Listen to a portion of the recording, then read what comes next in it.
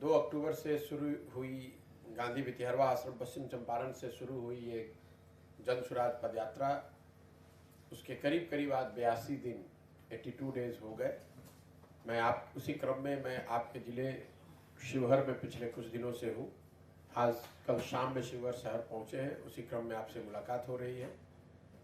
मैं संक्षेप में अभी तक का जो अनुभव रहा है वो साझा करूँगा, उसके बाद आपके प्रश्न आप लेंगे।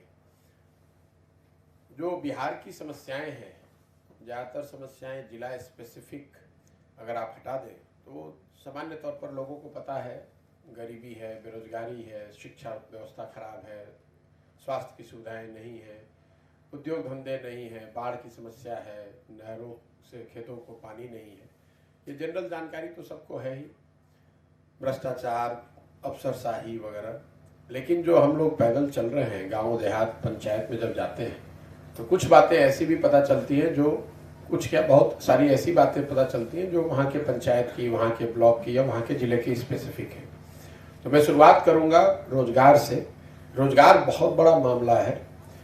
पिछले 80 दिनों में मैं जहाँ पर भी गया हूँ, गांव के गांव एक अनुमान हम लोग का ये है कि 50 से 60% गांव का जो नवयुवक है वो कहीं ना कहीं रोजगार के लिए राज्य से बाहर जाकर काम कर रहा है।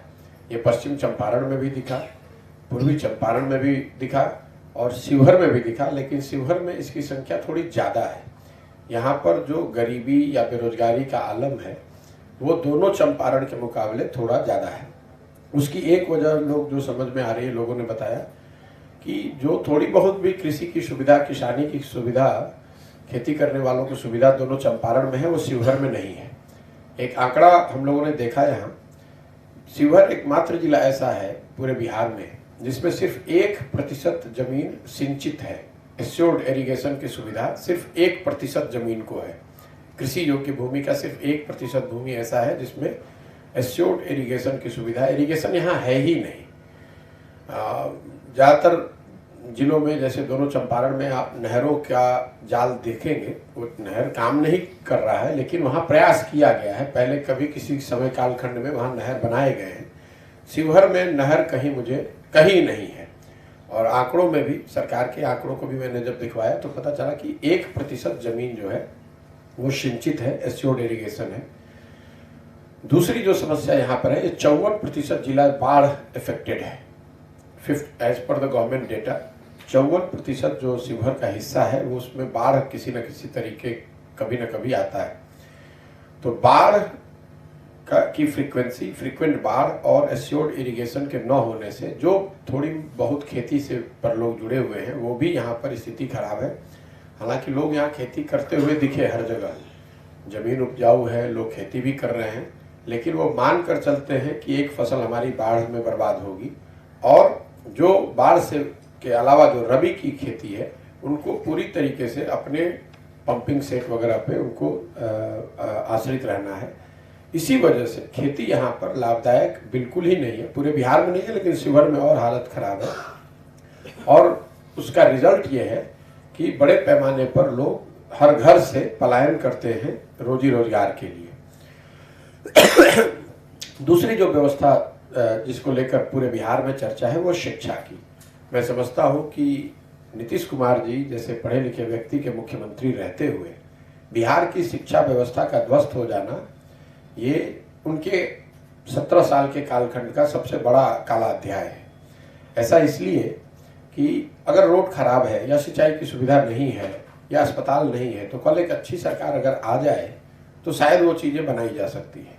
लेकिन शिक्षा व्यवस्था के ध्वस्त हो जाने की वजह से पिछली 2 पीढ़ी जो स्कूल और कॉलेज से पढ़कर निकल गए, अगर कल एक अच्छी सरकार बिहार में आ भी जाए तो भी अब वापस में जाकर वो लोग स्कूली शिक्षा ग्रहण नहीं कर सकते हैं। तो पूरी 2 पीढ़ी बर्बाद हो गई बिहार की।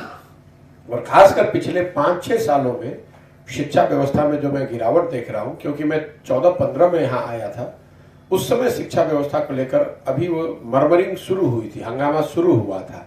लेकिन अब तो जैसे एक तरह से समाज ने और लोगों ने गिव अप कर दिया है। सरकारी शिक्षण संस्थाओं की जो इमेज है उसको लेकर जो परसेप्शन है वो सिर्फ खिचड़ी बांटने वाला सेंटर, और कॉलेज का जो परसेप्शन है वो ये है कि यहाँ पर डिग्री बढ़ती है। आप एडमिशन ले लीजिए, एडमिट कार्ड लेकर परीक्षा दे दीजिए और डिग्री ले लीजिए। पढ़ाई ना कॉलेज में हो रहा है ना स्कूल में हो रहा है। शिक्षा व्यवस्था को लेकर जो चीज़ें मैंने चंपारण में देखी, कमोवेश वही स्थिति मुझे शिवहर में दिखा। सबसे बड़ी परेशानी है फिजिकल इंफ्रास्ट्रक्चर, मतलब स्कूल की बिल्डिंग, हाथे वगैरह, क्लासरूम्स, उसका और शिक्षकों और बच्चों, इन तीनों का समायोजन न होना। मतलब जहाँ पर बिल्डिंग है वहाँ पर शिक्षक समुचित संख्या में नहीं है, जहाँ शिक्षक हैं वहाँ बिल्डिंग नहीं है, जहाँ दोनों है वहाँ बच्चे नहीं है। तो ये तीनों चीज़ के समायोजन के न होने की वजह से बिहार की शिक्षा व्यवस्था पूरी तरीके से कोलैप्स कर गई है।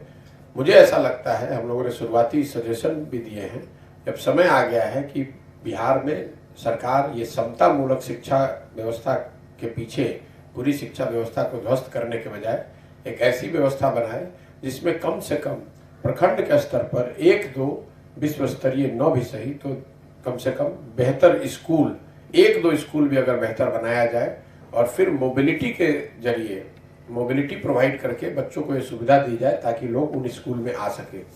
एक प्रखंड का पेरीफेरी जो है वो 10, 12, 15 किलोमीटर होता है। शहरों में अगर आप देखेंगे हर बच्चा, हर परिवार अपने बच्चे को स्कूल बस में भेजता है, 5-10 किलोमीटर भेज सकता है। तो हम लोग जो ब्लूप्रिंट अभी बना रहे हैं उसमें पहली सोच ये है कि शिक्षा व्यवस्था को लेकर एक 10 साल का नजरिया बनाया जाए और पहले साल, हर साल 500 स्कूल, मतलब हर प्रखंड में कम से कम एक विश्व स्तरीय व्यवस्था बनाई जाए। जो अभी हम लोग सरकार 30-40 हजार करोड़ रुपया हर साल खर्च कर रही है और उससे एक भी विद्यार्थी को फायदा नहीं हो रहा है।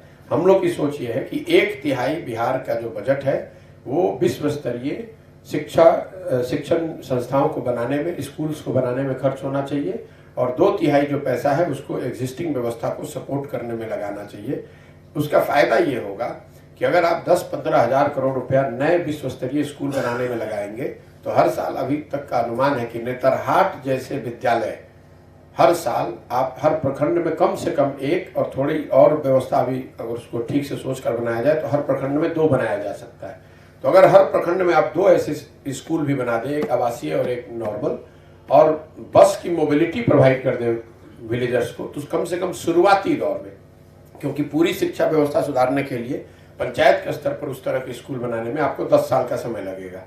तो हम लोग की सोच ये है कि सरकार को भी ये देखना चाहिए कि कम से कम प्रखंड के स्तर पर एक नेतरहाट जैसा या सबलतुल्ला जैसा विद्यालय जरूर बनाया जाए और एक ऐसा विद्यालय बनाया जाए जो आवासीय न हो। अगर प्रखंड के स्तर पर 2 ऐसे विद्यालय बनाने हो तो करीब करीब 10 से 15 हजार करोड़ का खर्च होगा और हर साल अगर आप 10,000 करोड़ रुपए शिक्षा व्यवस्था में लगाते जाएंगे, जो कि अभी के एग्जिस्टिंग बजट को ही अगर आप मानकर चले, तो आने वाले 10 साल में आपके हर पंचायत में ये स्कूल हो जाएगा। अगर नीतीश कुमार का 17 साल का आप शासनकाल देख ले, हर साल उन्होंने 300-400 स्कूल भी ऐसे बनाए होते, तो आज 17 साल में 5-6 हजार ऐसे स्कूल बन गए होते। तो हम लोग की सोच ये है कि शिक्षा व्यवस्था इतनी बुरी हो गई है कि सिर्फ ये बात करना कि शिक्षकों की क्वालिटी अच्छी नहीं है, उससे बात नहीं बनेगी। इट इज़ टाइम कि गवर्नमेंट ड्राइंग बोर्ड पर जाए, हर प्रखंड में एक विश्व स्तरीय विद्यालय बने। शिक्षकों की संख्या को लेकर जो हम लोग सोचते हैं, जो अभी हम लोग का कैलकुलेशन है, करीब करीब 9-9.5 लाख शिक्षकों की जरूरत है बिहार में शिक्षा व्यवस्था को सुधारने के लिए। अभी सरकार के पास करीब 4-4.25 लाख शिक्षक हैं। जो शिक्षक हैं उनकी योग्यता और उपयोगिता पर भी प्रश्न चिन्ह है, लेकिन अगर एक बार को मान भी लिया जाए कि जो शिक्षक हैं वो ठीक है, तो भी आपको हर सब्जेक्ट में हर स्तर पर बेहतर शिक्षा प्रोवाइड करने के लिए करीब करीब 9-9.5 लाख शिक्षकों की जरूरत है। तो ये पूरी जो मैं समझ मेरी अभी तक की बनी है, अभी तो पूरा बिहार घूमना है, कि शिक्षा व्यवस्था में रिसोर्सेज का समायोजन न होना, सरकार का ध्यान उस पर न होना, बिल्डिंग्स हैं, बड़े बड़े कंपाउंड हैं, जरूरत इस बात की है कि प्रखंड के स्तर पर कोई 1 या 2 ऐसी बड़ी बिल्डिंग, बड़ा इंफ्रास्ट्रक्चर वाला लिया जाए, उसको अपग्रेड किया जाए और सारे बेहतर शिक्षकों को वहाँ लगाया जाए, गुणवत्तापूर्ण शिक्षा वहाँ प्रोवाइड की जाए और लोगों को बस से या किसी दूसरे छोटे व्हीकल से मोबिलिटी दी जाए ताकि लोग अपने बच्चों को वहाँ भेज सकें। कम से कम शुरुआती कदम यही होना चाहिए। तीसरी बात जो स्वास्थ्य को लेकर लोग कहते हैं, अभी तक मैं जहाँ घूम रहा हूँ, चूंकि मैं गाँव में जाता हूँ, तो कोई भी ऐसा ही स्वास्थ्य की फैसिलिटी मुझे नहीं दिखी जहाँ पर कि डॉक्टर, बिल्डिंग, हॉस्पिटल, मरीज हो। करीब करीब 99% लोग ग्रामीण चिकित्सकों पर या प्राइवेट चिकित्सकों की सेवा पर ही अपने स्वास्थ्य सेवाओं के लिए निर्भर हैं। शिवहर में भी यही स्थिति है। कमोवेश सारे लोग ग्रामीण चिकित्सकों और प्राइवेट चिकित्सकों पर आधारित हैं। चूंकि मैं ब्लॉक हेडक्वार्टर पे अनुमंडल या जिले के अस्पताल में गया नहीं हूँ तो उस पर मैं टिप्पणी नहीं करूँगा, शायद वो बेहतर हो। लेकिन पंचायत के स्तर पर जहाँ पर कि सब सेंटर, पीएचसी और रेफरल हॉस्पिटल का जाल होना चाहिए था, वो पेपर पर बड़ी संख्या में है, लेकिन नीचे स्तर पे कहीं गाय भैंस बांधा हुआ है, कहीं कुत्ते घूम रहे हैं, कहीं वो खाली पड़ा हुआ है, कोई हॉस्पिटल चल नहीं रहा है। रोजगार, कृषि, शिक्षा और स्वास्थ्य के बाद जो बड़ी बातें 2-3 देखने को मिलती है, वो है 2 ऐसे विषय हैं जिस पर कि हम लोगों को सामान्य तौर पर बिहार के लोगों को लगता है कि इन 2 क्षेत्रों में सुधार हुआ है। वो है एक सड़क और दूसरा है बिजली। बिजली को लेकर मैं जरूर कहूंगा कि जहां पर भी हम लोग गए हैं हर जगह बिजली आ गई है, इसमें कहीं कोई दो मत नहीं है। लेकिन उसमें एक बड़ी समस्या जो लोग बता रहे हैं, जो हम लोग सुन रहे हैं गाँव में, वो है गलत बिजली बिल का आना। शायद ही कोई ऐसा गांव है जहां मैं गया हूं, ये चंपारण में भी था और शिवहर में भी मेरे पास लोगों ने बिल दिए हैं, अपने पेपर जमा किए हैं, वीडियो हम लोगों ने बनाए हैं। ज़्यादातर लोगों ने बताया कि बिजली का बिल 2000 से 70,000 तक लोगों के बिल आए हैं, लोगों ने अपना बिजली बिल दिखाया है। तो ये समस्या आने वाले कुछ महीनों और सालों में बढ़ने वाली है। लोगों को ऐसा लगता है कि बहुत बड़े पैमाने पर गलत बिजली बिल आ रहे हैं। सड़क की जहाँ तक बात है, बिल्कुल नेशनल हाईवे और स्टेट हाईवे में सुधार है, दिख रहा है। लेकिन ग्रामीण सड़कों की हालत करीब करीब लालू जी के जंगल राज का जो कालखंड था वैसी ही है या उससे भी बदतर है। कोई भी ऐसा गांव मुझे अभी तक नहीं मिला जहां मैं पैदल चला हूं, 2-4 गांव एक्सेप्शन के तौर पर, अपवाद के तौर पर छोड़ दे, जहां पर कि गांव के अंदर की सड़क ठीक है। आप लोग भी पत्रकार हैं तो आप लोग घूम ही रहे, रोज देखते होंगे। इसके अलावा 2 बड़ी योजनाओं की 2-3 बड़ी योजनाएं जो 7 निश्चय का हिस्सा था, उसकी मैं चर्चा करना चाहता हूं। बहुत लोग भूल गए हैं कि 7 निश्चय में पहला एक वादा था कि जो बेरोजगार हैं बिहार में, 18 से 35 साल के हर बेरोजगार को महीने का 1000 रुपए का स्टाइपेंड मिलेगा जब तक उसको रोजगार न मिल जाए। तो अभी तक मैं 80-82 दिन में कोई ऐसा युवक मुझे नहीं मिला, नवयुवक नहीं मिला जिसको ये भत्ता मिला है। जहाँ तक मैं समझता हूँ शायद इसको सरकार ने योजना शुरू ही नहीं की, या किया होगा तो किसी को तो पैसा मिला नहीं। स्टूडेंट क्रेडिट कार्ड को भी शुरुआती, जो मैं जब 2014-15 में मैंने देखा, 15-16 में कुछ लोगों को स्टूडेंट क्रेडिट कार्ड मिला था, लेकिन अब करीब करीब वो बात भी समाज के भी मानस पटल से और एडमिनिस्ट्रेशन के भी प्रायोरिटी से वो चीज़ हट गई है। स्टूडेंट क्रेडिट कार्ड पाने वाले लड़कों की संख्या भी करीब करीब नगण्य है। तीसरी बड़ी योजना है नल का जल की योजना। पश्चिम चंपारण में 90% से ज़्यादा नल जल योजना या तो चली नहीं या बनी तो चल नहीं रही अभी। पूर्वी चंपारण में स्थिति मुझे थोड़ी बेहतर दिखी, वहाँ 60-70% नल जल योजना जो है वो नहीं चल रही है, मतलब 25-30% योजना चल रही है। पश्चिम चंपारण में करीब 10% या उससे कम, पूर्वी चंपारण में 25% या उससे कम, शिवहर में कमोबेश स्थिति फिर वही पश्चिम चंपारण वाली है। यहाँ नल जल योजना 100 में 90 खराब है या नहीं चल रही। एक और जो बड़ी योजना जिसकी चर्चा हर जगह है वो केंद्र सरकार और राज्य सरकार दोनों का है, शौचालय का, ओडीएफ का। ओडीएफ पूरी तरह से फॉल्स है। जितने गांव में हम लोग पैदल चलकर आ रहे हैं, जब पैदल ही चल रहे हैं तो कुछ किसी से पूछने की जरूरत नहीं है। खुले में शौच आज भी ज़्यादातर गाँव की सच्चाई है। महिलाएं मिलती हैं, झुंड के झुंड मिलती हैं, जो ये बताती हैं कि उनको शौचालय के लिए पैसे नहीं मिले, या अगर मिले हैं तो 2000 रुपये, जो एक फिक्स रेट मुझे समझ में आया दोनों चंपारण और शिवहर में अभी तक, कि 2000 रुपये आप अधिकारियों को दीजिए और शौचालय के 12,000 रुपये आपको मिल जाएंगे। शौचालय आप बनाते हैं, उपयोग में लाते हैं या नहीं लाते हैं, ये आपका डिसीजन है। तो नीतीश कुमार जी का शौचालय और केंद्र सरकार की ओडीएफ योजना, ये पूरी तरीके से हम लोग को लगता है कि ये पेपर पर है, ये काम कहीं हुआ नहीं है। एक और जो बड़ी योजना अभी चल रही है केंद्र सरकार की, प्रधानमंत्री अनाज वाली योजना है, गरीब कल्याण योजना जो है, जिसमें 5 किलो अनाज लाभार्थी को मिलना है हर महीने। ये बात भी दोनों चंपारण में मुझे दिखी, शिवहर में भी यही है। लोगों को एक्चुअली 5 किलो के बजाय 4 या 4.5 किलो ही अनाज मिल रहा है, और उसकी वजह जो मुझे समझ में आई है लोगों से बात करने के बाद, जो जन वितरण प्रणाली का दुकान चलाने वाले सैकड़ों लोगों से मैं मिला हूँ 80 दिन में, हर क्विंटल पे प्रति क्विंटल 40 रुपया जो जन प्रतिनिधि और ऑफिसर हैं वो हर महीने उसमें से पैसा लूट हो रहा है। और मैंने अभी ट्वीट भी किया है कुछ दिन पहले, जन स्वराज के हैंडल से लोगों ने ट्वीट किया है, हर महीने प्रखंड के स्तर पर बड़े प्रखंडों में करीब 20,000 क्विंटल अनाज आता है और हर क्विंटल पर 40 रुपए प्रति क्विंटल के हिसाब से पैसा लिया जा रहा है।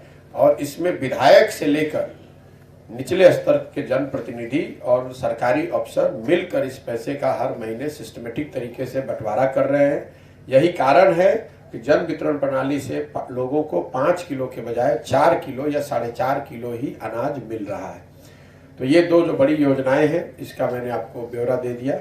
बाकी यहाँ पर जो मनरेगा है वो शिवहर और पूर्वी चंपारण जैसे जिलों में बिल्कुल पूरे राज्य के स्तर पे आंकड़े बताते हैं कि 100 में 40%, मतलब पूरे भारत में मनरेगा का यूटिलाइजेशन बिहार में सबसे कम है।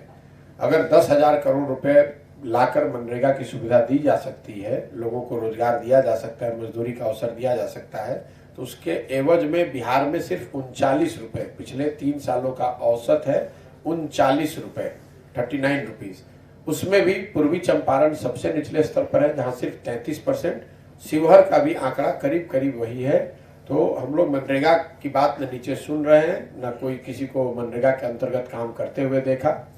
एक अंतिम बात जो इंदिरा आवास योजना की है, बड़े पैमाने पर जहां पर भी आप जाएं वहां लोग आवास की मांग करते हैं, इंदिरा आवास योजना की बात करते हैं। जो समझ में बात आई कि ज्यादातर लोगों को जिनका घर बना हुआ है वो इंदिरा आवास योजना में शुरुआती दौर में जब आज से बरसों पहले 20,000 रुपये मिलता था उसी के तहत उनके आवास बने हुए हैं। ये जो नई योजना शुरू हुई है जिसमें प्रधानमंत्री आवास योजना में 1,40,000 रुपये मिल रहा है, इसमें ज्यादातर लोगों को बेनिफिट नहीं मिला है। जो जनप्रतिनिधि हैं वो भी अपने आप को लाचार बताते हैं। लेकिन एक बात सच्चाई है कि जिसको भी 1,40,000 मिल भी रहा है उसमें सिस्टमेटिक तरीके से 20,000 से लेकर 40,000 रुपए तक पैसा पीसी के नाम पर, भ्रष्टाचार के नाम पर जनप्रतिनिधियों और अफसरों के बीच में बांटा जा रहा है। इसके अलावा पूरे पदयात्रा के दौरान जो सबसे ज्यादा हम लोग शब्द सुनते हैं, एक बात जो दिख रही है सरकार के प्रति उदासीनता। एक तरीके से लोगों ने गिव अप कर दिया है कि इस सरकार से तो कुछ नहीं होगा। मुझे बहुत रेयर भी कोई ऐसा नहीं मिलता है कि जो ये बताए कि भाई सरकार आई है, देखिए अब आगे क्या करते हैं या आगे कुछ अच्छा होगा। जो भी मिलता है वो यही कहता है भाई इनसे तो कुछ होगा नहीं।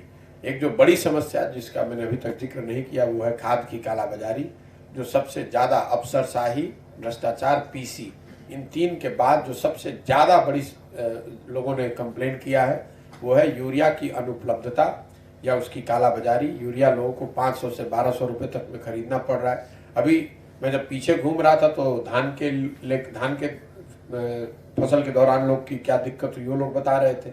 अब गेहूं की बुआई हो गई है, लोग घूम रहे, मारे फिर रहे, यूरिया मिल नहीं रहा है।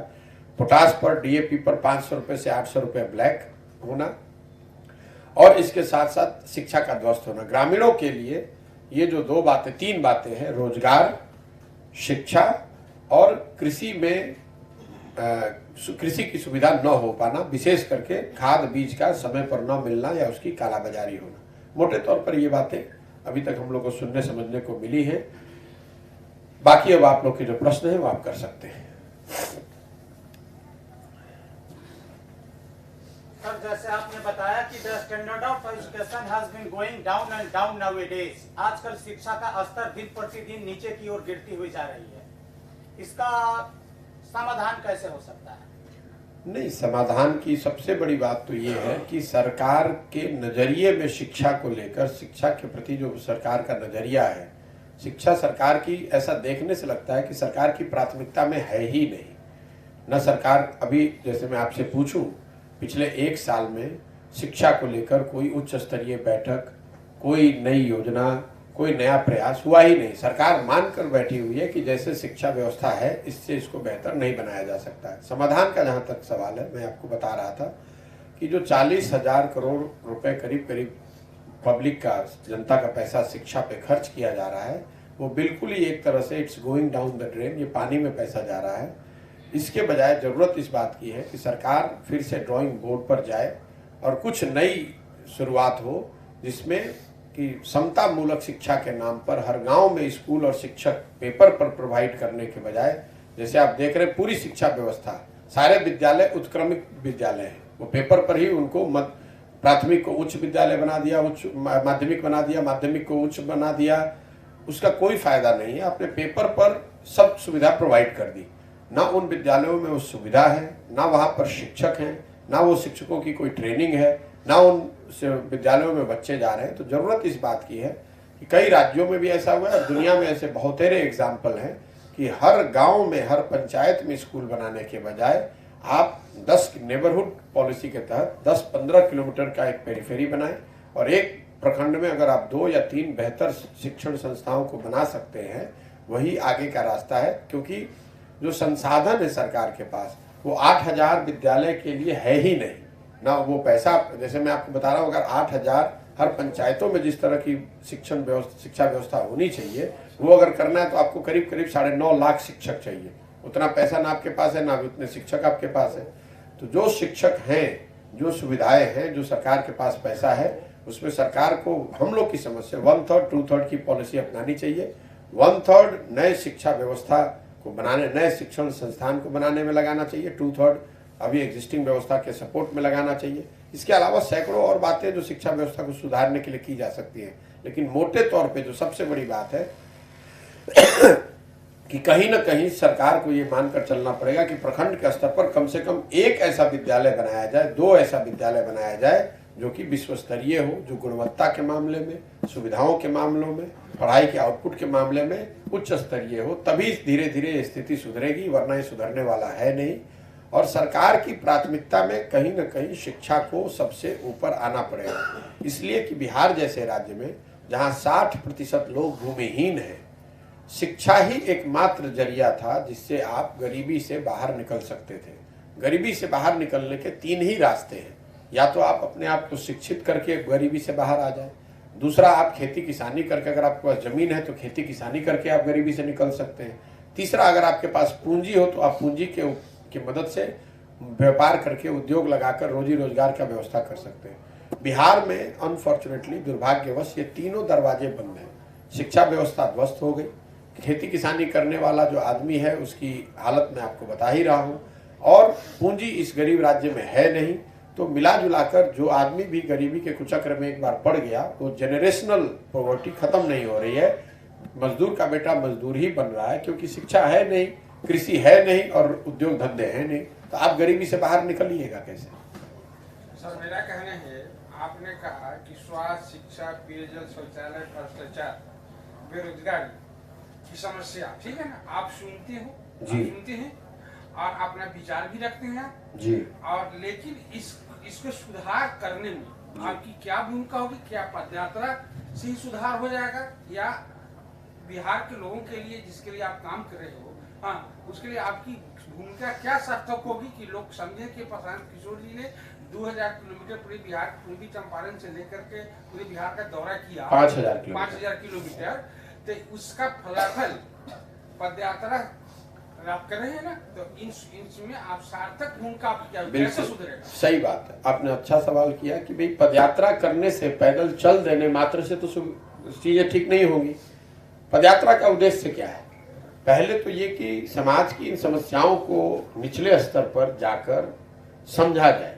अगर आप आज के किसी नेता से जाकर बिहार में बात करेंगे, चाहे वो शिक्षा मंत्री हो, मुख्यमंत्री हो, विधायक हो, MP हो, तो ये जितने मुद्दे मैं उठा रहा हूँ, ऐसा नहीं कि लोगों को जानकारी नहीं है, लेकिन इसकी गहराई में जाकर समझना कि अगर मैं पैदल चल रहा हूँ तभी ये समझ में आ रहा है कि भाई स्कूल तो है लेकिन वहाँ शिक्षक नहीं है, जहाँ शिक्षक है वहाँ स्कूल नहीं है, दोनों है तो बच्चे नहीं है।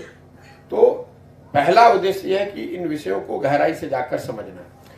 दूसरी जो बात है जो पदयात्रा के दौरान किया जा रहा है कि मैं हर पंचायत के विकास के लिए अगले 10 साल की एक योजना बनवा रहा हूँ।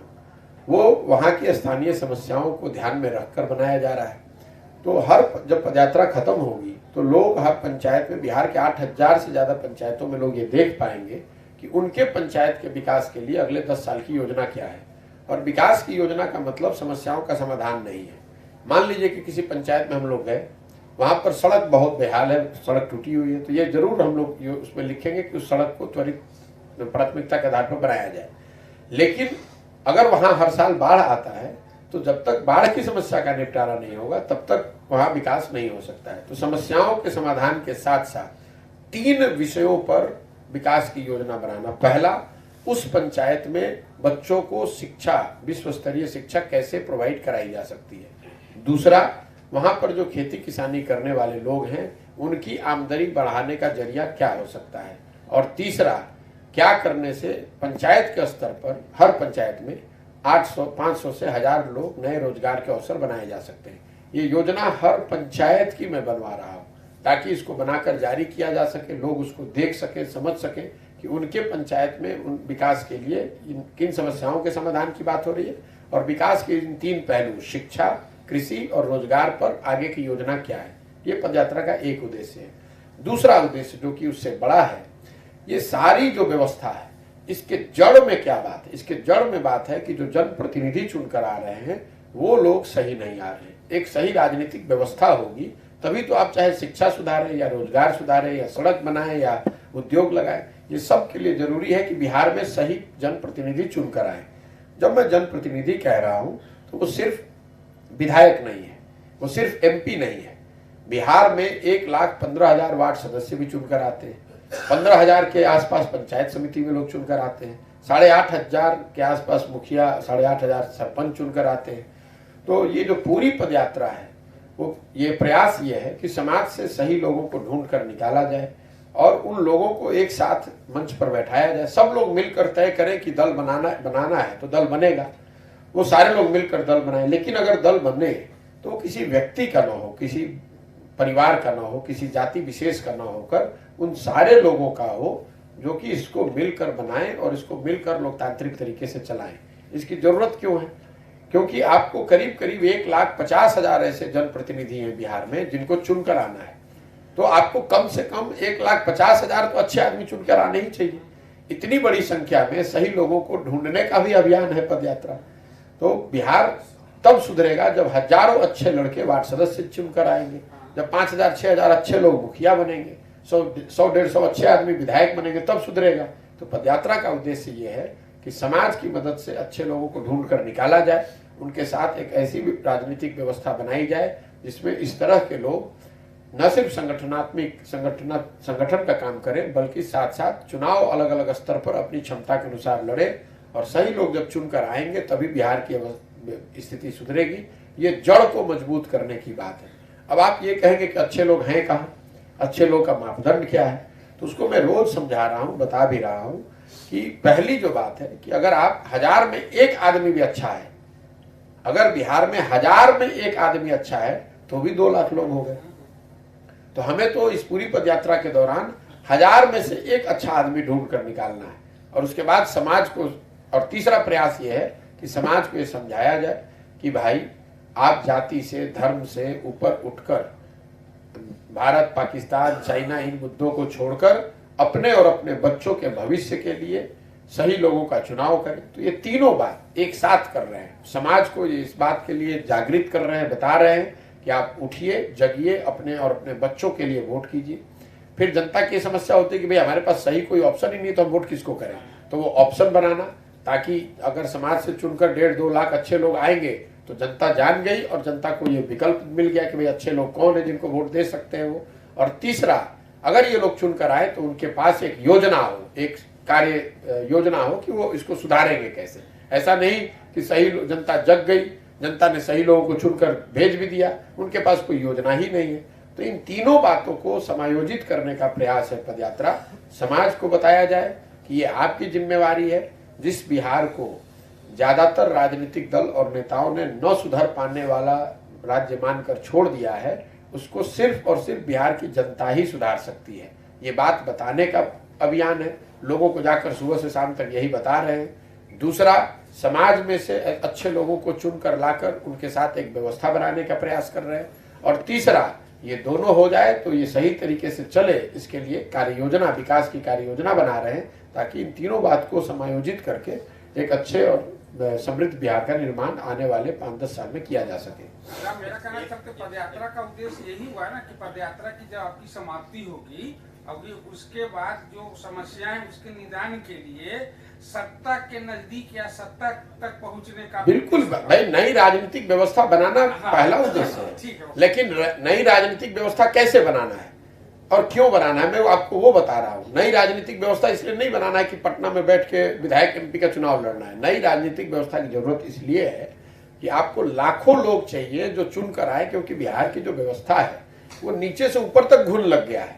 अगर सारे मुखिया ठीक नहीं है, अगर वार्ड सदस्य अच्छा नहीं है, ब्लॉक समिति प्रमुख अच्छा नहीं है, जिला पार्षद अच्छे नहीं है, तो सिर्फ विधायकों के बदलने से, मुख्यमंत्री बदलने से तो नहीं सुधरेगा।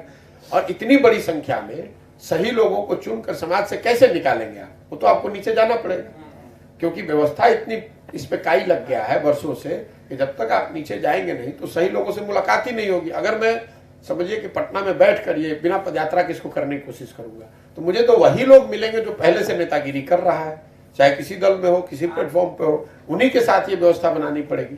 तो ये नए लोगों को, समाज को मत कर नए लोगों को निकाला जाए, उनके साथ एक व्यवस्था बनाई जाए, उनके साथ साथ समस्या को समझ के कार्य योजना भी बनाई जाए।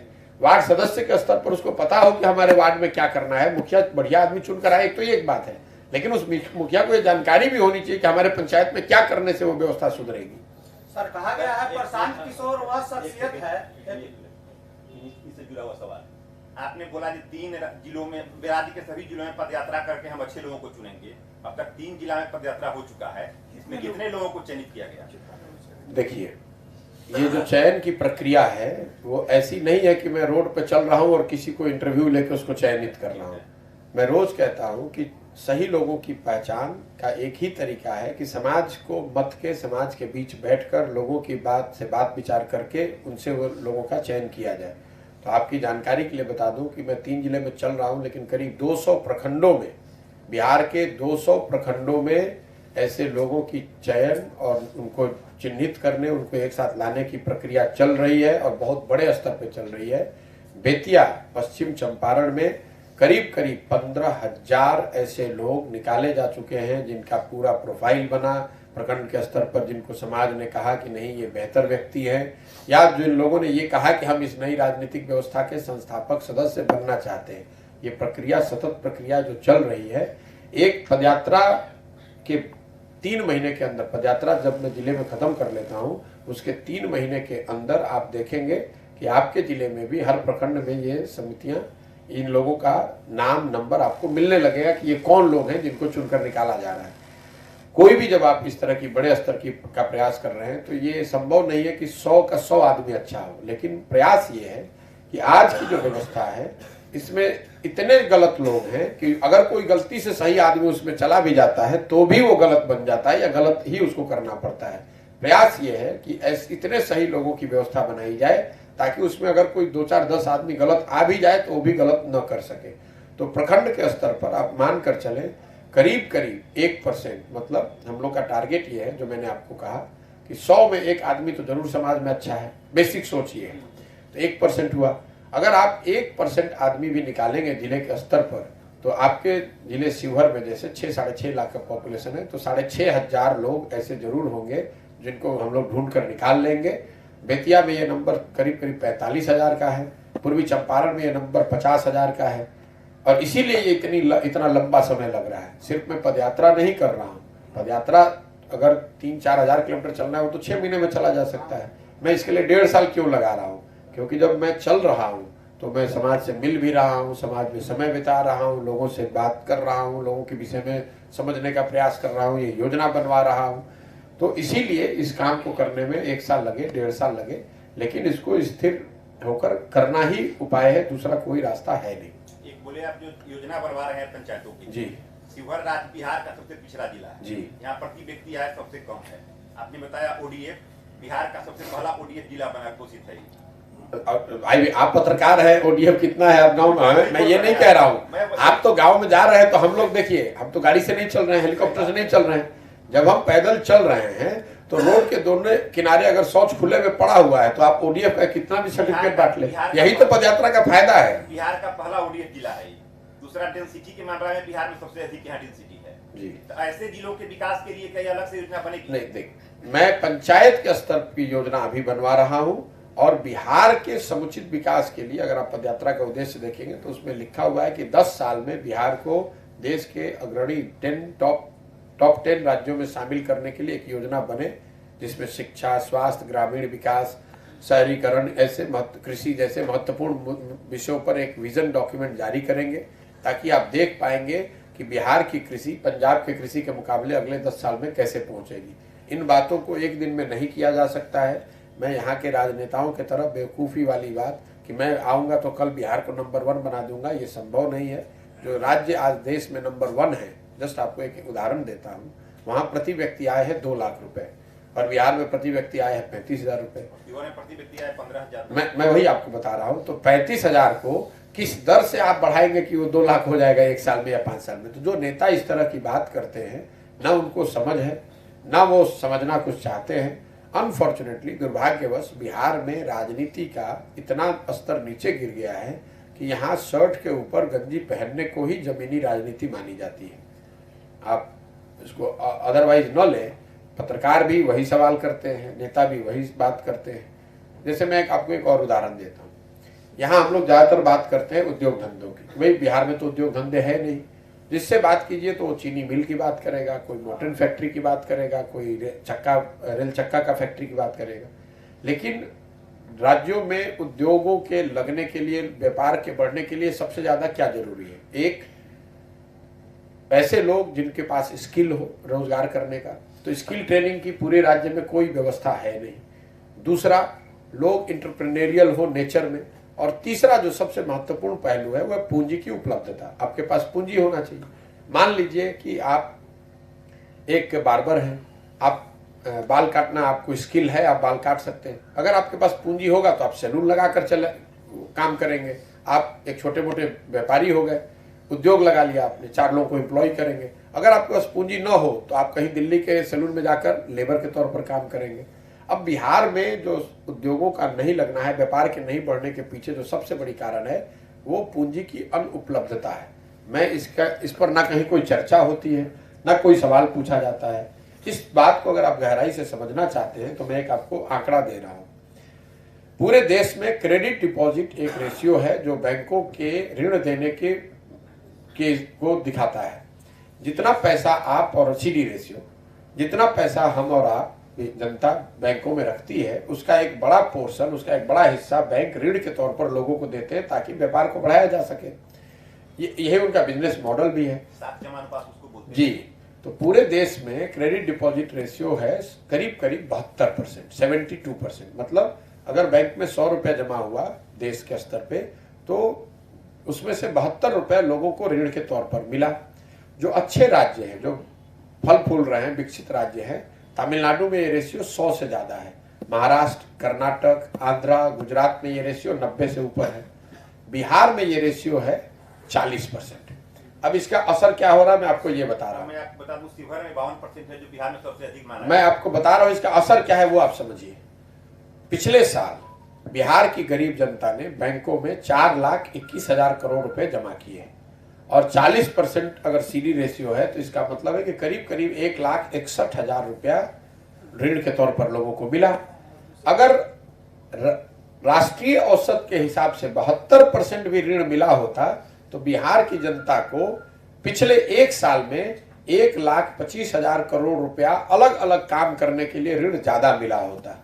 अगर आप अच्छे राज्यों की तुलना करें तो करीब 2-2.25 लाख करोड़ रुपया और मिलना चाहिए था। अब जरा आप अंदाजा लगाइए कि पिछले 17 साल या 30 साल में लालू नीतीश के राज में अगर हर साल 1 लाख, 1.5 लाख, 2 लाख करोड़ रुपया बैंकों के माध्यम से दूसरे राज्यों में जा रहा है तो बिहार की में से 40-50 लाख करोड़ रुपया बिहार के लोगों का उन राज्यों में जा रहा है जहां पर उस पैसे का उपयोग करके लोग व्यापार कर रहे हैं और हम लोग के बच्चे, बिहार के लड़के जाकर उन्हीं व्यापारिक संस्थाओं में मजदूरी का काम कर रहे हैं। लालू जी के राज में, मैं आपको ये आंकड़ा फिर से दे रहा हूं, 1991 में बिहार में सीडी रेशियो था 38%। जब लालू जी मुख्यमंत्री बने, जब लालू जी मुख्यमंत्री से हटे तो पूरा कालखंड जंगल राज का सीडी रेशियो 38 से घटकर हो गया 24%। इतना नीचे चला गया, वो 24% चला। तो 100 रुपए बैंक में आप जमा कीजिएगा, 24 रुपए ऋण मिलेगा, 75 रुपए दूसरे राज्य में जाएगा। नीतीश कुमार के 17 साल के कालखंड में वो 25 से बढ़कर फिर 40 हो गया। तो इफेक्टिवली बिहार आज वही खड़ा है जहां हम लोग 1991 में खड़े थे। तो आप जरा अंदाजा लगाइए कि अगर 30-40 लाख करोड़ रुपया बिहार के लोगों को व्यापार करने के लिए उपलब्ध होता तो कितनी बड़ी राशि, कितने लोग आज सैलून चला रहे होते, कोई रेडीमेड का कारोबार कर रहा होता, कोई यूट्यूब चला रहा होता, कोई टैक्सी चला रहा होता, कोई दुकान लगा रहा होता, कोई छोटा मोटा उद्योग कर रहा होता। इस पर कहीं कोई चर्चा आपने अगर बिहार में सुनी हो तो हमको बता दीजिए। पूरे सालों ना कोई विधानसभा में चर्चा होती है, ना कोई पत्रकार सवाल करता है, फाइनेंस मिनिस्टर वगैरह भी ना कभी इस पर कोई बात करते हैं। यहाँ तो एक ही बात है, भैया उद्योग नहीं है, उद्योग नहीं है, उद्योग नहीं है तो चीनी मिल चालू करा दीजिए। एक अगर चीनी मिल चालू हो जाए उसका फायदा है, होना चाहिए, लेकिन चीनी मिल चालू होने से 10,000 लोगों को नौकरी रोजगार मिल सकता है, वहां 50,000 किसानों को फायदा हो सकता है। लेकिन अगर आप 1 लाख 2 लाख करोड़ रुपया पैसा यहाँ से ऋण के तौर पर यहाँ अवेलेबल करा दे तो उससे कितने हजार बच्चों को नए रोजगार के साधन मिलेंगे। उससे लोग, इसीलिए आपको पूरे बिहार के लोग हर जगह मजदूरी करते मिलते हैं। आपके पास ऋण है ही नहीं, आपके पास पूंजी है ही नहीं। बिहार एकमात्र राज्य है जहां होम लोन देने के लिए बैंक घूस का पैसा ले रहे हैं। पूरे हिंदुस्तान में होम लोन देने के लिए बैंक पैसा खर्च करके प्रचार कर रहे हैं कि भाई आइए हमसे उचित ऋण पर, उचित ब्याज दर पर हमसे होम लोन लीजिए आप। और हम टीवी में देखते हैं, क्योंकि वो बैंकों के लिए धंधा है, उनका काम है, बिजनेस है कि ऋण देना। बिहार एकमात्र ऐसा राज्य है जहां होम लोन देने के लिए बैंक के अधिकारी या बिचौलिए पैसा ले रहे हैं। तो ये तो स्थिति यहाँ पे। तो आप यहाँ घर कैसे बनाएंगे, उद्योग कैसे लगाएंगे? आप यूट्यूबर हैं, मान लीजिए यहाँ पर बच्चे यूट्यूबर्स हैं, आप जाकर बैंक से 1 लाख रुपए ऋण लेके दिखा दीजिए। लेकिन अगर वो ऋण की उपलब्धता होती तो जो यूट्यूबर है वो बड़े स्तर पर इसको करता। आज एक आदमी काम कर रहा हो, 5 आदमी के साथ काम कर रहा होता। तो पूंजी की अनुपलब्धता, इसका जो सबसे बड़ा जरिया है बैंक, बैंकों के माध्यम से पैसा यहाँ उपलब्ध न होना और यहाँ के लोगों का पैसा दूसरे राज्यों में शिफ्ट करना, बिहार में उद्योग धंधे व्यापार का न होने के पीछे सबसे बड़ा कारण है। और इसकी सबसे दुखद बात है कि इसकी चर्चा कोई कहीं नहीं करता है। सर, कल संसद में इसी बात पर हम चर्चा कर रहे हैं। कल संसद में केंद्रीय रेल बैठियों को बोला ना, सुना नहीं, हमको रिकॉर्ड कर। कल केंद्रीय रेल मंत्री ने कहा कि इनका बस चले तो पूरे देश को बिहार बना। देखिए, ये बिहार के प्रति जो दुर्भावना है लोगों के मन में, जो शब्द है बिहारी में, तो रोज ये मन से कहता हूं, ये शब्द ही गाली बन गया है। और ये यहाँ की कुव्यवस्था और दशकों के जो पिछड़ापन, दशकों का जो पिछड़ापन है उसको दर्शाता है। और कहीं ना कहीं इसके लिए हम और आप दोषी हैं। जब हम लोग अपने विकास के लिए नहीं, अपने बच्चों के विकास के लिए वोट न देकर, वोट देते हैं पुलवामा के नाम पर, वोट देते हैं किसी दूसरे राज्य के नेता को, अपनी चिंता नहीं करते हैं, तो यही आपको देखना पड़ेगा। उन्होंने संसद में ये बात कही तो आपको और हमको पता चली, लेकिन बिहार के लोगों को तो हर दिन ये गाली सुननी है। जो लोग बिहार के बाहर जाके काम करते हैं उनको लोग कहते हैं कि बिहारी मतलब बेवकूफ, बिहारी मतलब अनपढ़, बिहारी मतलब मजदूर। बिहार जो शब्द ही है वो गाली है, बिहारी शब्द ही गाली है। और न यहाँ की सरकारों को इस पर कोई फर्क पड़ता है और न यहाँ के लोग उसके लिए जागृत हो रहे। जो पूरी पद यात्रा में आप मेरी हर मीटिंग में देख लीजिए, मैं लोगों को ये कह रहा हूँ कि ये मिट्टी जो है, बिहार जो है, ये ज्ञान की भूमि रही है। देवताओं को भी आकर यहाँ ज्ञान मिला है। लेकिन आज यहाँ की व्यवस्था, या यूं कहिए यहाँ की कुव्यवस्था और यहाँ के नेताओं ने इस पूरे जमीन को, इस पूरे राज्य को मजदूर बनाने का फैक्ट्री बना दिया है, उपहास का विषय बना दिया है। यहाँ के जो नेता हैं वो शर्ट के ऊपर गंजी पहनकर, बेवकूफ़ी भरे वक्तव्य देकर और नासमझी की बात कहकर खुद का मजाक बनाते हैं, अपने लिए राजनीतिक रोटी सेकते हैं, बिना ये समझे हुए कि इससे बिहार राज्य का, बिहार राज्य के लोगों का कितना बड़ा मजाक हो रहा है। जिस रेल मंत्री ने ये बात कही है उसको ये समझना चाहिए कि आपके जो सांसद वहां बैठे हुए हैं उसमें बिहार की जनता ने 39 MP, 40 में से 39 MP बिहार से जिताकर भेजा है। और अगर बिहार के लोग ये MP न भेजें 40, तो दिल्ली में सरकार बनना और चलना मुश्किल हो जाएगा। तो ये तो उनकी व्यक्तिगत जो उनकी सोच है वो दर्शाता है। लेकिन मैं उनसे ज़्यादा अपने आप को दोषी मानता हूं, बिहार के लोगों को दोषी मानता हूं कि हम लोगों ने स्वयं को उपहास का पात्र बना लिया है और हम लोग को इसका असर नहीं पड़ता है। ये समय है कि लोग यहाँ जगें, इन बातों का संज्ञान लें कि कोई व्यक्ति की आगे भविष्य में कोई नेता, कोई व्यक्ति हम लोग का उपहास न उड़ा सके। क्या उनको माफी मांगना चाहिए?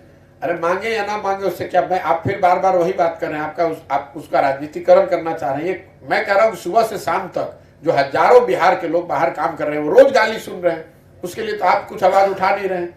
वो आदमी मूर्ख है जो अगर संसद में खड़े होकर कह रहा है, वो दिखाता है कि आप यहाँ से जीत कर गए हैं। आपके प्रधानमंत्री यहाँ आते हैं तो प्रणाम करते हैं लोगों को मीठी मीठी बात करके वोट लेते हैं और फिर उसी बिहार को आप का उपहास कर रहे हैं। तो ये तो आपकी मानसिकता को दिखाता है। लेकिन मेरी चिंता ये नहीं है कि रेल मंत्री क्या कह रहे हैं, मेरी चिंता ये है कि बिहार इतना सुंदर होना चाहिए कि कोई उपहास न उड़ा सके। चिंता की बात वो है। अगर हम लोग मजदूर हैं तो लोग तो मजदूर ही कहेगा ना हम लोग को। सर एक आखिरी सवाल, 2 दिन पहले एक स्ट्रिंग ऑपरेशन आया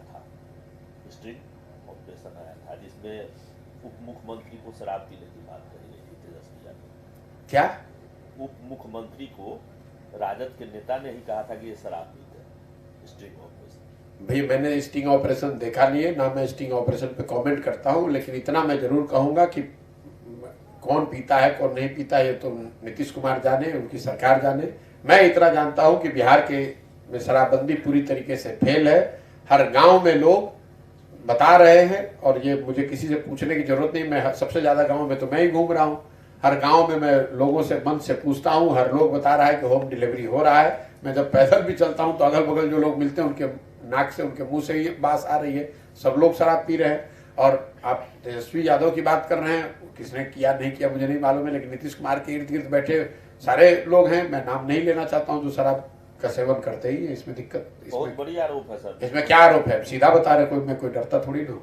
आरोप क्या है? बड़ी या छोटी आरोप कुछ नहीं है, मैं आपको सीधा कह रहा हूँ, पहले भी कहा हुआ है पत्रकारों को।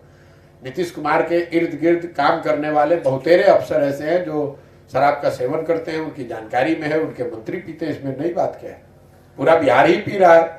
अगर कोई शराब पी नहीं रहा है तो आखिर 70 बेगुनाह लोगों की छपरा में मौत कैसे हुई? नीतीश कुमार के भाषण देने से थोड़ी ना रुक जाएगा। हर गांव में मैं जा रहा हूं, नीतीश कुमार के मंत्री उनके विधायक कहाँ जा रहे हैं? मैं तो 80 दिन से घर परिवार छोड़कर हर दिन गांव में ही बैठा हुआ हूँ। कोई गांव नहीं मिला जहां लोगों ने कहा कि यहाँ शराबबंदी लागू है। मुझे किसी के सर्टिफिकेट और समीक्षा बैठक की थोड़ी जरूरत है। शराबबंदी के पक्ष में है? बिल्कुल विरोध में है। मैं एकमात्र आदमी हूं जो बिहार में सबसे पहले चिल्ला चिल्ला के कह रहा हूं कि ये बिल्कुल गलत बात है।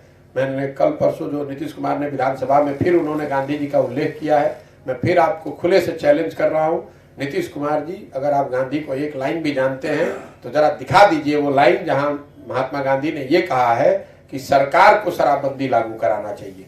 नीतीश कुमार जी जैसे ढोंग समाजवाद का कर रहे हैं उसी तरह गांधीवादी बनने की कोशिश कर रहे हैं। गांधी जी ने कहीं पर भी सरकार के द्वारा शराबबंदी की बात नहीं कही है। गांधी जी ने समाज के स्तर पर शराब की बुराइयों के विषय में लोगों को जागृत करना, उनको ये बताना कि वो शराब न पिए, इसकी बात कही है।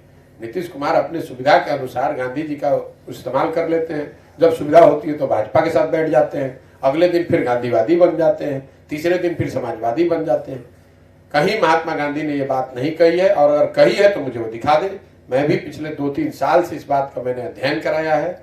महात्मा गांधी ने कहीं पर भी सरकार के द्वारा शराबबंदी लागू करने की बात नहीं कही है। जहां तक बिहार का सवाल है, मैं बिल्कुल शराबबंदी के विरोध में हूं, भाजपा की तरह नहीं जो कल तक सरकार में बैठ के शराबबंदी का मदद के पक्ष में थे और आज हल्ला मचा रहे हैं। यही हाल तेजस्वी यादव का है। कल तक उनको शराब माफिया पूरे बिहार में दिख रहा था, आज बगल में बैठ के नीतीश कुमार के साथ गाना गा रहे हैं। मैं शराबबंदी के विरोध में हूं क्योंकि ये पहली बात जमीन पर लागू नहीं है, लागू हो नहीं सकती है। दूसरी बात, इसके लागू होने से बिहार के लोगों को 15 से 20 हजार करोड़ का हर साल का राजस्व का नुकसान हो रहा है, और ये पैसा शराबबंदी लागू होने से पूरे बिहार में आपने शराब माफिया पैदा कर दिया जो हजारों करोड़ रुपया अवैध शराब के कारोबार से ले रहे हैं। पूरा प्रशासन पंगु हो गया क्योंकि प्रशासन जो है वो अपना रूटीन काम छोड़ करके वो लगा हुआ है शराबबंदी को लागू करने में या शराबबंदी से उगाही करने में।